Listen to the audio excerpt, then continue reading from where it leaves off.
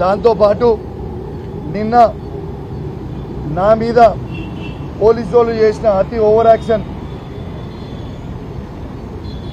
ఇలా అతి over action అంటే ఓవర్ యాక్షన్, కరీంనగర్ సిపి గారు, హుజరాబాద్ ఏసీపీ గారు, జమ్మికుంట రూరల్ సిఏ గారి మీద నేను ప్రివిలేజ్ మోషన్ మూవ్ చేయడం జరిగింది.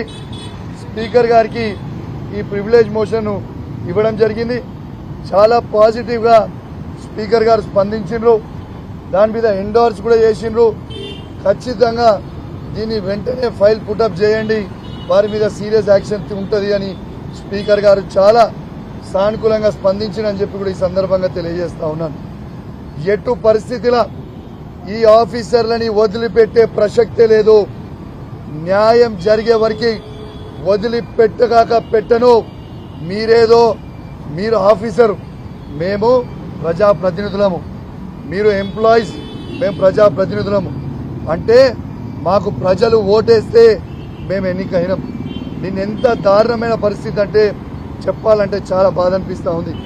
ఎంత దారుణంగా బిహేవ్ చేసి నిన్న నా సొంత గ్రామం హుజరాబాద్ నియోజకవర్గం శాసనసభ్యుని నేను, నా సొంత గ్రామం వీణవంక గ్రామం, నా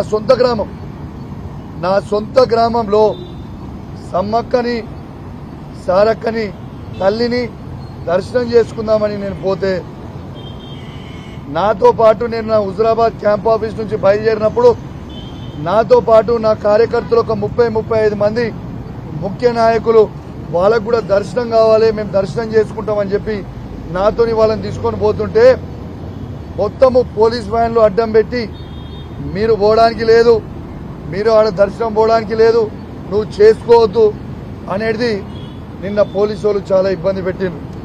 లాస్ట్కి కేవలం నన్ను, నా సతీమణిని, నా బిడ్డని మాత్రమే పంపిస్తామని సతీమణులందరినీ దర్శనం చేసుకోకుండా హౌస్ అరెస్ట్ చేసిండ్రు. ఇలా దర్శనం చేసుకోవడానికి నేను ఆడికి పోయిన తర్వాత, ఆ గద్దెల దగ్గరికి పోయిన తర్వాత సారక్క వచ్చింది. ఇంకొక అర్ధ గంటలో అయితే సమ్మక్క కూడా వస్తుంది. నేను వెయిట్ చేస్తా ఉన్నా సమ్మక్క గద్దెల మీద.